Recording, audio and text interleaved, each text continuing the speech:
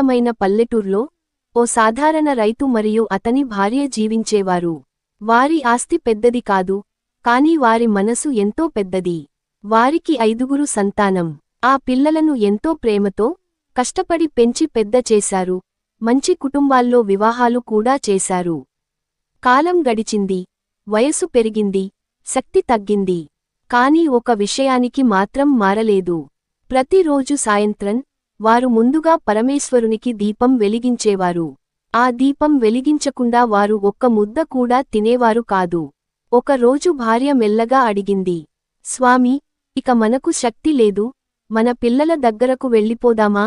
భర్త కొద్దిసేపు నిశ్శబ్దంగా ఉండి చెప్పాడు, మనకు చేతనైనంత వరకు మన ఇంటినే వదిలి వెళ్ళకూడదు.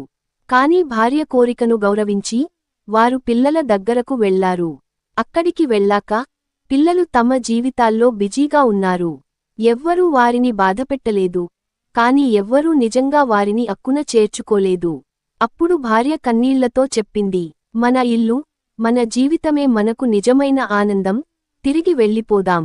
వారు తిరిగి తమ గ్రామానికి వచ్చారు. ఒకరోజు భార్య వంట చేస్తోంది.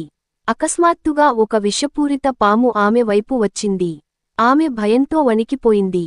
ఆ దృశ్యం చూసిన రైతు వెంటనే పరమేశ్వరుని ప్రార్థించాడు, ఓ దేవుడా, నీవే మా దిక్కు, నా భార్యను కాపాడు. ఆ క్షణమే ఒక దివ్యశక్తి ఆ ఇంటిని ఆవరించింది. లోకాలను కాపాడటానికి గరళం మింగిన ఆ పరమేశ్వరుడు తన భక్తుని ప్రార్థన విని ఆ భార్యను పాము కాటు నుంచి కాపాడాడు. ఈ కథ మనకు ఒక గొప్ప సత్యాన్ని చెబుతోంది. మనుషులు ఎప్పుడు తోడుంటారో తెలియదు, కాని భగవంతుడు మాత్రం తనను నిజంగా నమ్మిన వారిని ఎప్పుడూ విడిచిపెట్టడు. పరమేశ్వరునిపై విశ్వాసం ఉంచండి, ఆయన తప్పకుండా కాపాడుతాడు. ఈ కథ నచ్చితే లైక్ చేయండి, షేర్ చేయండి, మరియు ఇలాంటి భక్తి కథల కోసం మా ఛానల్ను సబ్స్క్రైబ్ చేయండి.